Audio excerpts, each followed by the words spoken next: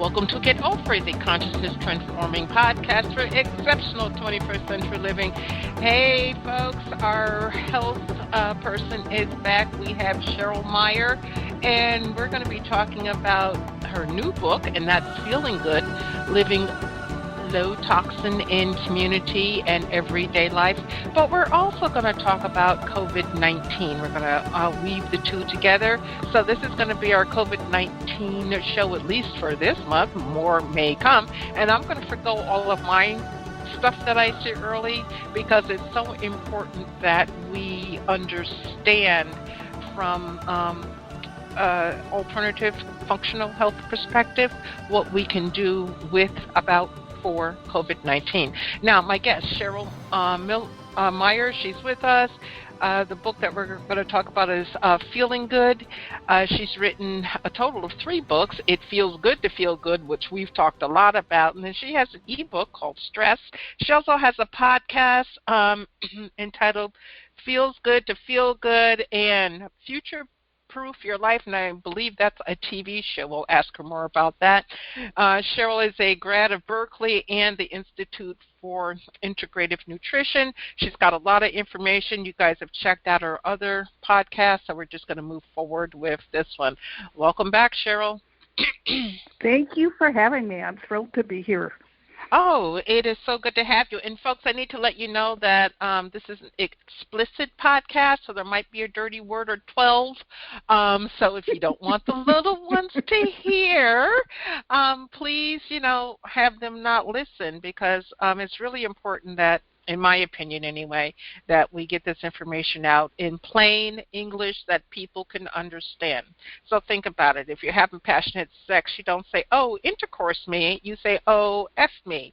Okay? So that's where we're going with this one. So don't let the kiddies listen if your kiddies can't hear. So, Cheryl, wow, it's been a while. It has been a while. You've been very busy, so bring us up to speed. What have you been doing? Well, I have 2 new babies that have been launched. One is my podcast, which is on local community access TV here in California, which is just my immediate area, which is actually 150,000 people. But then we turned it into a podcast on Voice America. So it's in 68 different countries. And wow. One week I talk about something about health. Mm-hmm. And then the next week, I interview someone who, like me, had a health crisis and owned it, made all the health changes that they needed to make so that they could return to wellness. Because when I speak locally, people come up to me and say, it's all fine and well that you no longer have pain from autoimmune disease, but I can't do that. And yes, you can. I have talked to somebody who had pancreatic cancer who is now cancer-free. I've talked to other people with autoimmune disease. I just talked to someone with Crohn's disease and what she did to lose all of the downsides of her ailment. I want you to hear lots of people's stories to know if you own it and you do your own research, there is absolutely no reason you have to live a life of pain and pills. Well, it's interesting. You said some magic words there. You said your own research. And for me, that works with, making sure that your health is on point. It also makes sure that you have information that's valid for you for COVID-19. And it also makes things quite interesting for dealing with the lies that are coming out of the orange man that resides in the White House mouth. Right.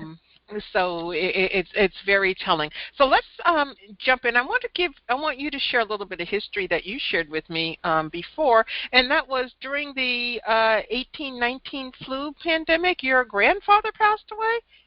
Yeah, the 1918. Yes, I'm not. I'm looking at 1918 and I'm reading 1819. That's my dyslexia kicking in. Yeah, my father was just a tot, and his father, who was a man in middle age, which is what that flu epidemic hit. It hit more people middle age than young or old, which was unusual.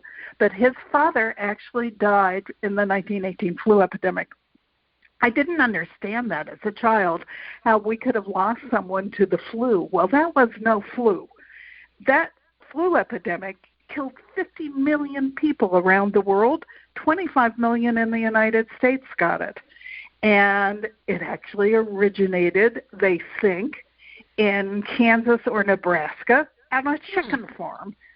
And what was most interesting, they call it the Spanish flu, but it didn't have anything to do with Spain. It was just the first place that it also hit really hard once it started going around the world.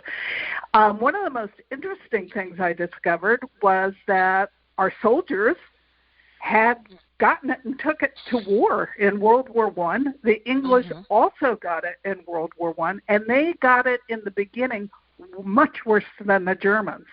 But then as the war went on, they passed it to the Germans, and the Germans got it way worse than the Americans and the English, and more of them got impacted and died, which is one of the reasons we won World War I. It was very real, and it is very real now, and people need to pay attention to it. So, some people are taking it seriously, and some people aren't. I don't know about you, but I know several people who have had it, including you, and it's not pretty. It's not pretty. No, it's not pretty. It's not easy. And no, folks, it's not the flu. And this is coming from a person who's had the flu. She's had pneumonia 4 times.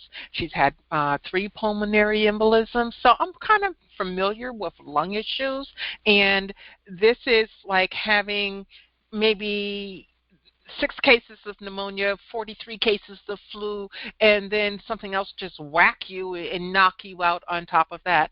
It's like breathing through, if those of you who go to clubs or to the bar and you drink through that little straw, imagine breathing through that for 4 months straight.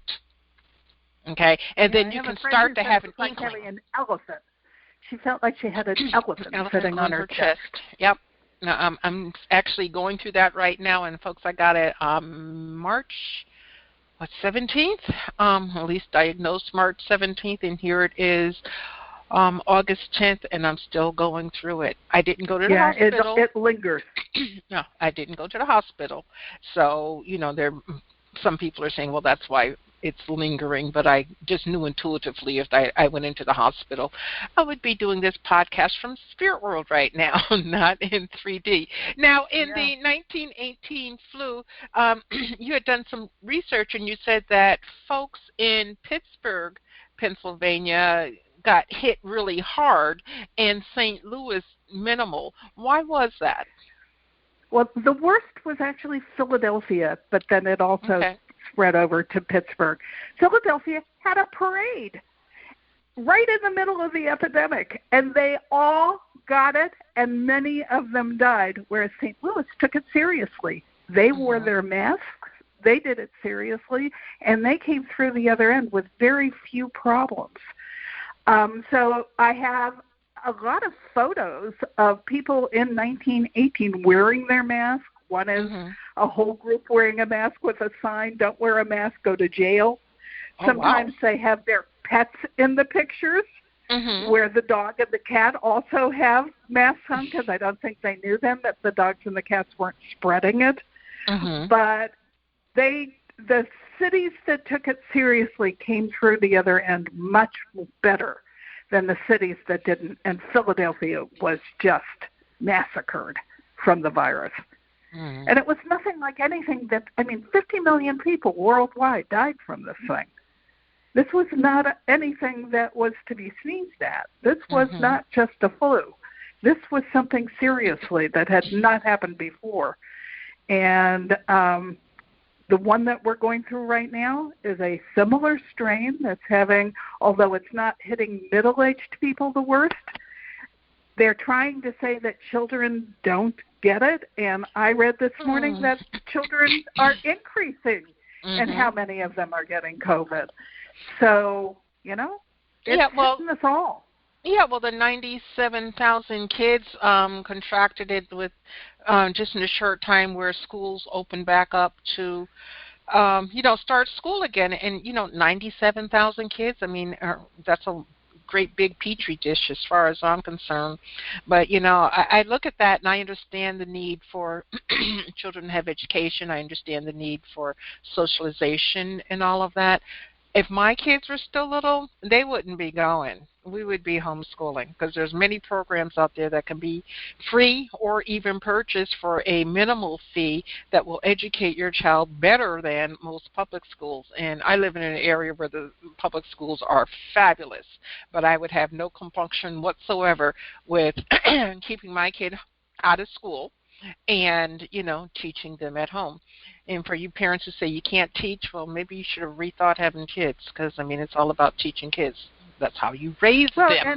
And one of the Midwest governors said, the kids aren't going to get it, but if they go home, then maybe their folks would get it. Who's going to teach the kids if the teachers get it? Who's going to take care of the kids if the parents get it? This is serious. We need to take it seriously. Yeah, but we can't take it seriously because we have the buffoon in the White House that is saying, it's going to magically disappear. There's only going to be 15 cases. It's 150,000 dead. Oh, well, don't worry. It'll disappear soon. Oh, no, it's going to get worse before it gets better. That's going to happen. And people, and what galls me is people believe this bullshit. He obviously doesn't know what the hell he's talking about. He doesn't listen to his scientific community that's around him. And worse than that, to all his supporters, he doesn't care. I would think about that for a minute. He's not out there worried about you. He's getting tested every day. He's worried about him. He's not worried about you. Yeah, all those tests that we don't have, trust me, they're stockpiled for the executive branch of the White House because they want to make sure that they're all safe. And, there was even a thing out, and they say don't talk about his kid, but I'm going to. That's the youngest one, Barron. They're saying that, he was going to go back to school and all of that. And that's wonderful. I'm glad Barron's going back to school, but Barron has an opportunity and an advantage. Okay, but he has an advantage that most of the rest of the kids in the United States don't have. He's a member of the White House family. He's getting tested daily. When you send Susie to whatever school that Susie goes to, she's not being tested daily. And case in point is that brave, I call her brave young girl down in Texas, I believe it was, who videotaped her school in between class, the changing of the guard, so to speak, right, going into different classes, and she got expelled for it. She was finally reinstated, but she got expelled for doing what is right. I don't understand these people, and I don't understand the sheeple that follow them, because you can tell me the sky is blue, and if I look outside and it looks a little pink to me, I'm going to push back on you. I'm not going to say, oh, yeah, it's blue. Why aren't people doing more of that, Cheryl? What do you think? I don't know. I don't understand how they've been so gaslighted. I'm all about health. I'd rather make it all about health than about politics. But for goodness sakes, I have information that says 90% of us are at risk. 90%. Wow. So if you're out there and you're not wearing a mask, you are putting everyone you're coming in contact with at risk. And you also are at risk because of all these people who are not wearing masks that are near you. It just doesn't make sense. And you don't want to get this I know several people who have gotten it. It is not fun. So you don't want this. So why are we being gaslighted? I don't know. I don't know. I don't understand it. I have an idea because I think the belief is that Americans are basically stupid. We're gullible. We'll believe anything that's said. And as a dictator or an autocrat, someone can come out and say whatever it is they want to say, and people will just, lap it up, because Americans, unfortunately, are too lazy to do the work. We don't want to invest time in ourselves to figure out how we can heal ourselves. We don't want to invest time in ourselves to enhance our spirituality. We want it handed to us on a golden platter, and we want it yesterday. And if we can't have it yesterday, we have temper tantrums. I actually had a woman call me from Florida, and I'm in California. She wanted me to come down and do an energy cleanse in her house. And I'm like, well, no, sweetie, virus, not going there. And she became very indignant with me about why I won't come down. Masks aren't important, and I listened to her, and then I just told her that we weren't an energetic match and got off the phone. And I won't tell you what I said after that, but it's just amazing that people don't buy in. Now, you alluded to a little while ago about, I think it was an article that you read by Dr. Hyman.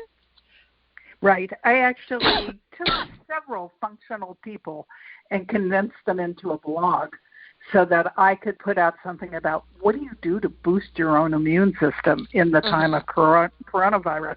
The most interesting thing from the article from Dr. Hyman, who is one of the leading functional doctors, is him talking about the fact that 9 out of 10 of us are in danger from coronavirus. There's 50 million people with autoimmune disease, and I'm one of those. Even though I don't have pain anymore, I will always have autoimmune disease. 114 million have diabetes. 121 million have heart disease. And then there's the 15.5 cancer survivors. We're all on the list of immune compromised, but it's worse than that. 75% of Americans are overweight, and 42% are obese. They are all immune compromised. Chronic disease is impacting 6 out of 10 Americans. And 20% of normal weight people have prediabetes. So all of these shocking rates are of poor metabolic health, which makes 9 out of 10 of American adults unhealthy. And that's a major reason COVID-19 is so much greater than it needs to be in the United States. But we're also not following the protocols of staying safe by wearing masks and socially distancing. And so not only are we all in the immune compromised zone, but we're not doing the things that would keep us safe anyway. And so it's pretty scary. Only 12% of Americans are metabolically healthy. Wow. Yeah. I mean, you're including children in that. Those statistics are frightening. Frightening. Wow. But there are some things that you can do. Like? To build up your immune system. And it starts with, again, are you too lazy to cook your own food using whole foods? Because that will get you nutrients that your body needs. And you need to eat all the colors of the rainbow because together they have a synergy that creates health in your body. And preferably they should be organic because then they don't come with an unhealthy dose of nasty toxins on them. So the first most important thing you can do is eat the rainbow, eat whole foods, cook, and then eat all the different colors. Maybe not every day, but every week you need to be getting in all the colors so that they're all there interacting with each other to keep your body healthy. And why is that important? Because your cells have a shelf life. And I never really thought about that before. Your cells regenerate. Your gut does it every 7 days, and there's a point at which it just can't keep up with what you're doing to your body. It doesn't have any building supplies to pull from. Your skin is every 2 to 3 weeks. So if you have skin problems, that's an inside job. It's coming from your gut. And so you need to be eating the rainbow so that your skin has good building supplies to pull from. Your hair is every 6 years and every 3 years. 6 years for women, 3 years for men. Your red blood cells are every 3 to 4 months. If you have diabetes and you've ever taken your A1C, they're taking a look at a 3-month range of cells in your blood because that includes new cells, medium cells, and cells that are about to die. And that's how they can get an accurate rating on how much sugar is in your blood because every 3 to 4 months those cells completely redo themselves. Wow. Your liver, which is one of your most critical organs in your body, is every 150 to 500 days. You don't have a healthy liver, that's taken all the toxins out of your blood, then you don't have a body that functions properly. Mm-hmm. So, you need to be eating nutrients so that all of these organs have things that they can pull from that are healthy building supplies. Okay, so why can't we just take like a vitamin or supplement? Why doesn't that work as well? Or does it? Because, no, it doesn't. And yes, we do need to supplement because starting in the late 1990s, the ground started becoming very depleted of all the minerals that we need. Mm-hmm. So that we now have a toxic lack of nutrients coming even from our vegetables. Mm-hmm. One of the things is that all the herbicides and the pesticides and the things that are getting sprayed on our food are cleating the minerals right out of the soil, and what minerals get into our body are getting cleated right back out. Mm-hmm. And GMOs have something called Bt toxin added to them, which they thought was going to be immediately rejected by the body, and it ends up it's the gift that keeps on giving in your gut. It's replicating itself in your stomach. Wow. And Bt toxin is what they grow into plants so that when a bug bites it, it blows up his little stomach, which is great because then it doesn't eat the plant, but it's also blowing up all the good gut bacteria in your gut. Mm-hmm. And then the other kind of GMO is glyphosate, which we now know causes cancer because we finally got their research from 20 years when they got sued. And they lost 2 major lawsuits, and they now just agreed to an $80 billion settlement for people who have been harmed by Roundup, which is glyphosate. But it's still being sprayed on our crops. So if you think it's not worth it to buy organic, think again, because you really don't need those toxins in your body. Cheryl, that's true, but what if you truly can't afford the organic? I'm in Northern California. I've watched milk, well, I don't do dairy, but I've watched dairy and milk go up 10%. Eggs are up 8%. Meat is up 14%. And, that's the I'm going to call the garbage food. So the organic is much, much more.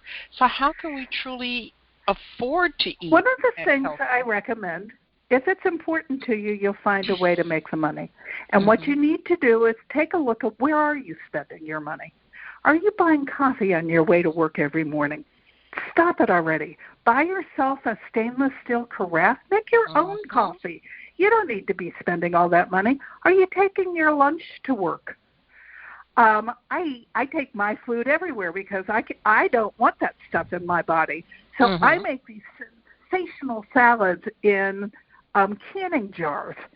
And no matter where I go, when I walk in with one of my salads, which are all in layers and all in the rainbow, people everywhere want to know, where did I get it? How could they get one? You make it yourself. And when I buy vegetables, I clean them right away and put them on the shelf right at eye level in my refrigerator. So that's what I grab for snacks. That's what I grab for my salads. That's what I grab to chop up and to roast for my vegetables at night. If you do the work in the beginning, it's there.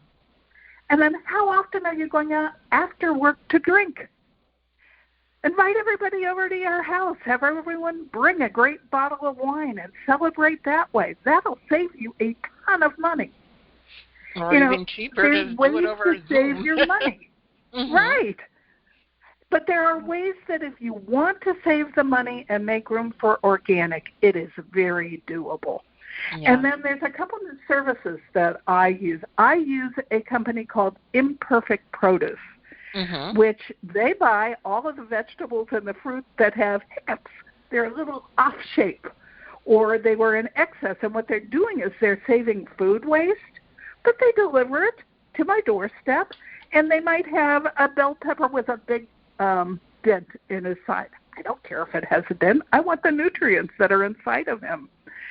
And what do? I only eat meat that eats his species-specific diet, and there is no doubt that that's more expensive. But I've become pagan instead of paleo. I don't eat big amounts of meat anymore. I eat meat the size of the palm of my hand. So I eat much less than those huge steaks that used to be on your plate, because 75% of what I eat are vegetables. And so that makes room for more money for organic. You know, if you look at where you're spending your money, there are ways to save. One night a week we do vegan or vegetarian because that's money. You know, we're retired. We're on fixed incomes, but it's important enough to us that we find ways to do it. Now, if you have people who are not in one of the cities that does imperfect food, there is a second group called Misfits. And if they do your state, they do the entire state. And they also have irregular produce that you can order that gets delivered to you. And, you know, folks, sometimes that irregular fruit is healthier because it, you know, it might be a quirk of nature for our vantage point because it doesn't look like what they tell us it should look like, but it can have more nutrients within it. Right. So, you know, and then I buy a lot of my hard goods from a company called Thrive Markets. You pay $45 up front. You amortize that almost instantly because you save 20 to 25% on everything you buy from their store. And then they also deliver. So I don't have to be carting huge, heavy groceries up to my doorstep anymore. I open up the door, and there are my Thrive boxes of my food that's been delivered. So I buy my low toxin laundry detergent from them, and I buy my tomato sauce that's in bottles from them because I don't want it from cans because I don't want the tomato, which is acidic, pulling that crud out of the can. But all that kind of stuff, it comes from Thrive, and I buy it for less than I would buy it from any of the grocery stores close to me. Okay, so there's a will and a way to do it. You just have to be on board to get it done. So let's switch gears for a second and talk about stress and breathing during the time of COVID-19, because trust me, if you got the virus, it's kind of hard to breathe. But let's say someone who's not stricken with that yet. How can breathing help us, and then how can we manage our stress? And you can do that in any order that you want to do it in. Well, managing your stress also goes back to breathing, and there's a new book out that I strongly recommend called Breath. And he proposes that breathing is a lost art, that we need to learn how to breathe again, and that is impacting every organ in our body that we are not breathing correctly. Our jaws are not even correctly formed in our heads anymore. And so my husband did this immediately, and I do it on occasion. There's something called mastia, resin tree gum, that doesn't taste like very much of anything, but you chew it to rebuild the muscles in your jaw so that your jaw is in the correct position so that you get to breathe properly. I have always used the Dr. Andrew Weil 478 breathing exercise. I use it to release stress, and I know it works because I drive in LA traffic to my functional doctor. I used to be one of the worst with high blood pressure, and now I have a lower pulse and a better blood pressure than any other patient that visits her because I do this exercise the whole time I'm driving out there. And it's really easy to do, and you can look it up right on Zoom.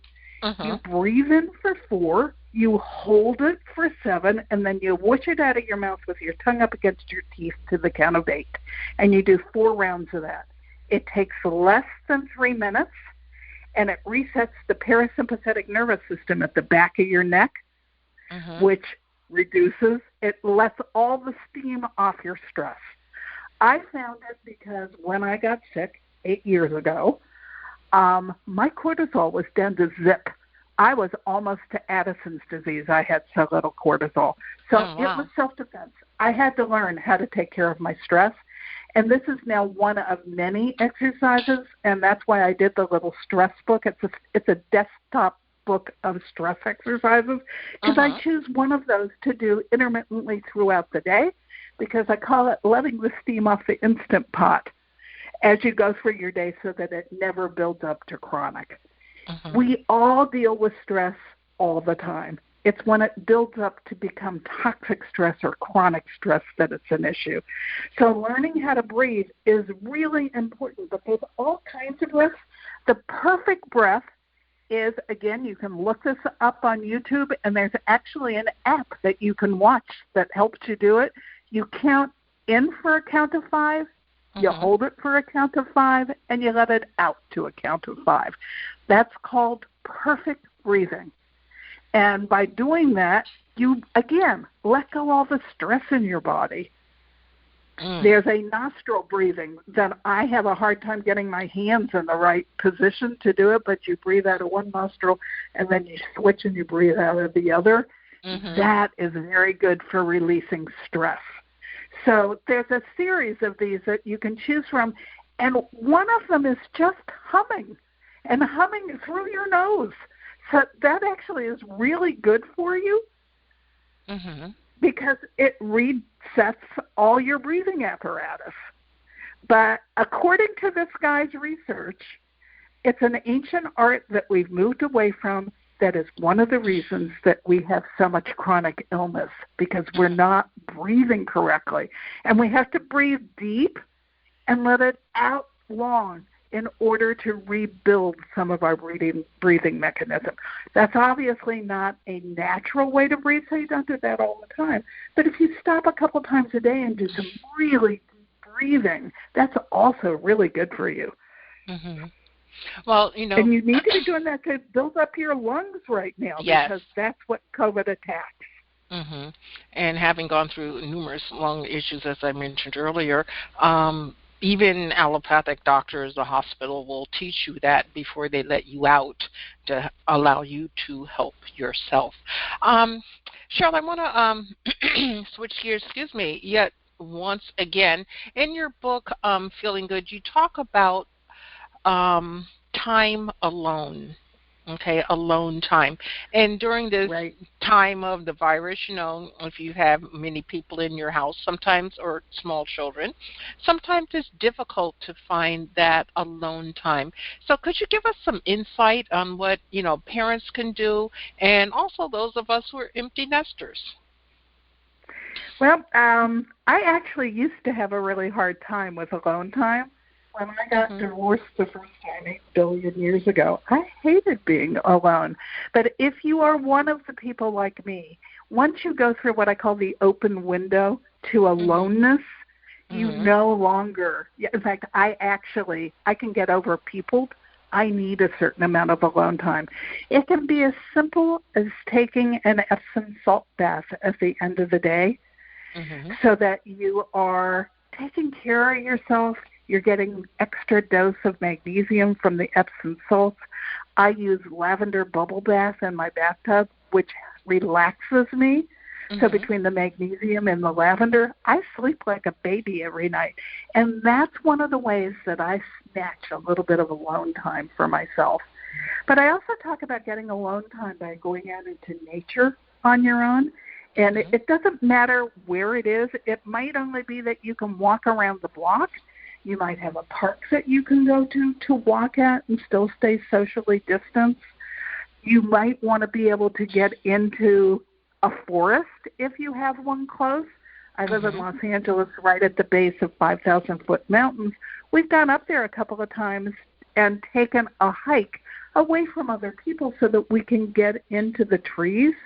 What's interesting about that is trees let loose chemicals that are actually really good for themselves, but they're also really good for you. And they have cancer-healing chemicals in them. So if you can get into the woods and you can breathe in these chemicals, they're super good for you.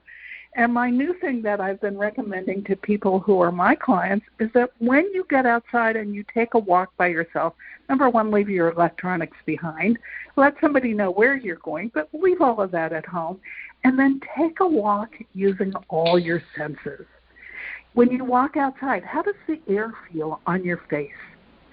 If you start to walk, notice, are there any birds in the sky? What color is the sky? Are there new flowers that are growing in your neighborhood? Mm-hmm. Can you smell anything that you didn't smell the last time you took the walk? Go up to a tree and give it a hug and feel the texture of the trunk. You should use all your senses when you walk, which will keep you in the now, which is also very relaxing. And it's super good for you because the walk is taking on a whole new dimension for you that is making the most of your alone time. Okay, so you've given us a lot to do so that we can, find peace. I find that when I engage in alone time that I'm more relaxed. I come back to center. I'm grounded. Right. And I love my alone time out in my backyard in my garden. It's like, my family knows if she's gardening, let her be. And I just somehow, it feels like I morph into the plants or the ground or whatever. Well, and you're grounding, and grounding is something that's also really good for you if you're outside working in the garden. Mm-hmm.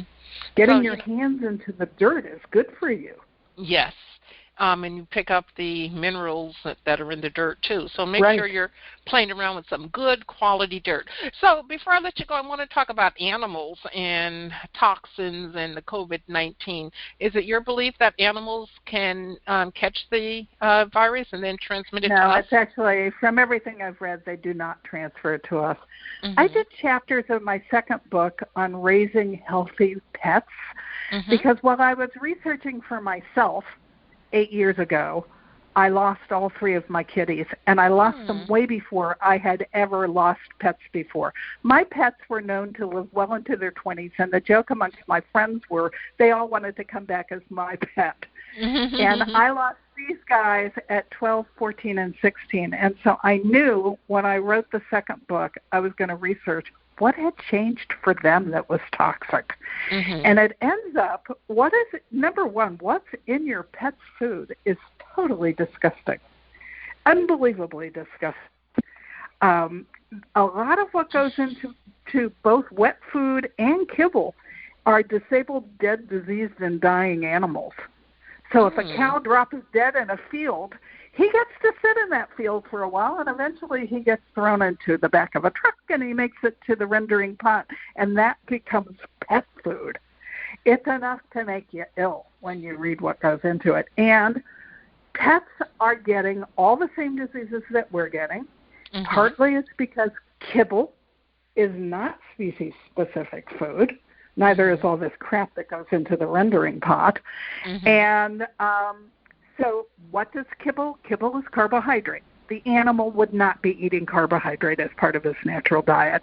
And what does carbohydrate turn into? It turns into sugar. So cancer is bigly on the rise in our pets because they're eating stuff that is not good for them, that's turning to sugar, that's turning into cancer and other human diseases. So in my book, I explain what the issue is. I explain what the crud is that's actually in their food. And then I give you several sources to find out different levels of pet food, and you pick the best that you can afford. If you can only afford the lowest level of pet food, then at least once a week buy a better one so that he gets better nutrition. Because and you can make your own food, but if you're going to do that, you need to use a recipe so that the dog doesn't or the cat doesn't get unbalanced in what they're eating. And there's a holistic vet named Dr. Karen Becker who actually has a whole cookbook out so that you can make food for your pets that's balanced, that's healthy. But if you have an animal that's having all kinds of health issues, then you need to directly impact their food first. If you deal with their food, you can often turn around whatever ailments they're dealing with right from the beginning. Just like humans, they have a problem with leaky gut. Leaky gut, it leads to inflammation. Inflammation leads to disease. So start with the food, if at all possible. And there's even a sensitivity. I have 18 food sensitivities that I found by taking a sensitivity test. Well, there's now a sensitivity test for pets. And so I give you the link to get that. if you have a dog, especially a dog with all kinds of skin allergies, Mm-hmm. he's got a sensitivity to something, and it would be good to know what that is. But I also make recommendations for skin products for the dog. There's a company called Keys Pure that she got cancer, so she created a whole skincare line for people like her. She was sensitive to everything.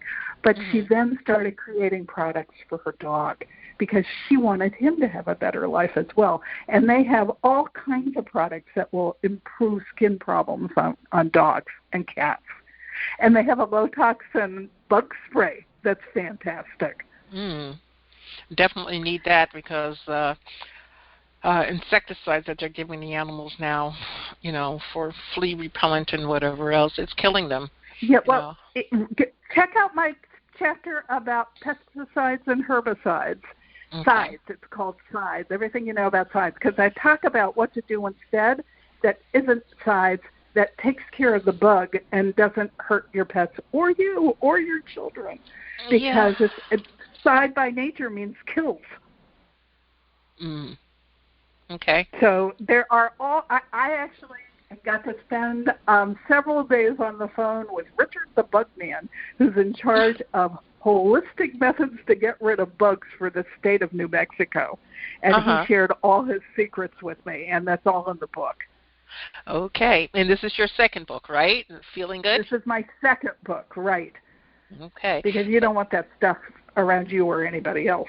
No. And, folks, Feeling Good is such a wonderful book. It's a big, thick book, just like her other book, It Feels Good to Feel Good. It's very clear, concise, gives you new information, and it's solid. And more importantly, folks, you can read it, and then you can go online and do some research yourself to see if it makes sense for you.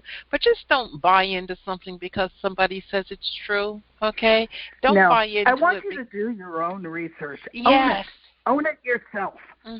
I give you a head start, but I want you to do your own research and own it yourself. You can dramatically impact your health. But it means you have to do some research and then go have a robust conversation with your doctor. My information will not replace your doctor, but know enough that when you go to see him, you have information to back yourself up and hold intelligent conversations with him. And you may discover you know more than your doctor knows, especially about your situation. situation. Well, believe it or not, he doesn't learn a lot of the stuff that we're dealing with. A vet is given crunchies every month that he's in vet school and told that that's the only thing an animal should eat. Ends up, it's what's making them sick. So, but vet schools are all supported by the pet food industry. Human doctors get nothing on nutrition, or at best get a half a day. And I don't know if you know it, but this shocked me. Medical schools were started by pharmaceutical companies. Yeah. So what the doctor does is he listens for the first ailment that comes out of your mouth, and he matches the pill to it, and then you're on your way. You look at it and go, but I didn't even tell him about this and this and this, because he already matched you to a pill, and that's what you're supposed to do. So he is not the who said of the greatest magnitude. We need them. They are educated, and they can help us, but you need to own it yourself. Yeah, and don't be afraid to push back on your doctor. And if your doctor doesn't like it when you push back, new doctor, I've fired several. My primary care I've kept because I will tell him things. And at first he was really resistant. And I said, here, just check it out. And I would give him some links to look at. And then when he found out I wasn't completely batshit crazy, he started to listen to me. But then I had a gastro doctor who wrote a book, and everything was, go back and read the book. It's like, I've read it 9 times. This isn't addressed in your book, so bye. And you have to not be afraid, because it's your life. Yeah, no, it is your life. And you don't have to just accept that this is how it has to be. There are a lot of things that you have the power over. Look, I used to have horrific pain. Every joint and every muscle in my body hurt. Today I have no pain. I still have autoimmune disease, but I have no pain. So you could have that too. You just need to do the reading and the research to bring yourself to that point. And although toxins are everywhere, and toxins are what are making us sick, it starts with food. If you clean up what you eat, your body will start to heal, and your body will be happy. I ask myself every morning when I get up, how do you feel today? Quiet enough to let my body answer, because I adjust immediately, and that's why I don't go back to where I was. Very well said, and very prudent information for us all. Our time is almost up. What pearl of wisdom would you like to leave our audience with today? The most important thing is for you to own your own health. You can follow me. I have a group called Feeling Good on Facebook. That's not a membership, but it's a private group. Join us. We're a group of people that like to support each other and like to support health. If you follow me, both of my books are loaded with great information. It's a great place to start. My podcast is loaded with great information. That's also a great place to start, and it's called It Feels Good to Feel Good, Future-Proof Your Health, and it's on Voice America. So that's a great place to get great information. I just won Mom's Choice Gold because they felt my information was important enough to get it out to all the moms in America. So, you know, I am making my retirement years important to share all this information with you. And if it's still too confusing, you can hire me to coach you to get through the what should you be buying at the grocery store and how to read labels and how to cook meals that will feed your body nutrients. I am a coach. I can help you figure all that out, but I also have lots of materials that are inexpensive that you can get my information from. So my website is CherylMHealthMuse.com, and it's Cheryl with a C, then M Health, and Muse, because I want to inspire you to be healthy. And then all my books, I opened up my own publishing company. So they're on my publishing company website, thank you, which is heavenlytreepress.com. And my gift set with both my books is on my website for my publishing company. But all my books, even some compilations that I've participated in, are on my website for my publishing company. Well, you know, Cheryl, I have to give you validation that I get emails from listeners and people, especially folks who have listened to your podcast, and they took your information to heart. They went out and got the book, and they can't sing enough praises as to how you helped their life become better. Thank you. Folks, you're welcome. And folks, if you're looking to get out there and have better health, and trust me, if you don't have health, you don't have shit. It's important. I mean, it truly is. It's important that you take control, as Cheryl is advising. So go out and get the book, Feeling Good. It's going to help you while you're helping yourself, especially during this time of COVID-19. You could stop binge watching something for a day and read a book, okay? That's all I'm saying. Right. I share all my tips about how do you live in society and not eat the American Standard Diet, because I won't let that stuff near me. It makes me sick. And my body knows it. So I share all those tips. It's doable. You can sustain it. But without, it took me a long time to figure it out. So I wanted to share it with all my readers. Yeah, and you can get it like now, okay? You don't have to wait. You don't have to do the hard work of research. You can just read the book and then research what appeals to you to see if it truly resonates with you. So, Cheryl, thank you very much yet again for coming back and enlightening us with this information. Thank you for having me. You're welcome, and I appreciate the audience as we get together and collectively get over it and have better health. I want everybody to remember that the most important choice that you can make is what you choose to make important. Consider making the masterful choice of investing in your health and start feeling good. Abundant blessings, light and love to all. Agape.